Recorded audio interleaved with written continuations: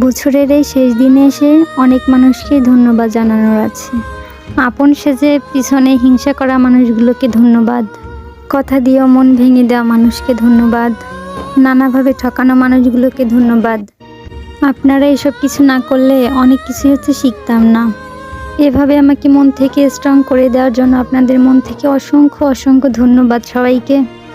এবছর আমাকে কাঁদিয়েছে কিন্তু ভাঙতে পারিনি। আমি শিখেছি সবাই আপন হয় না, আর নীরবতাই দুর্বলতা নয়।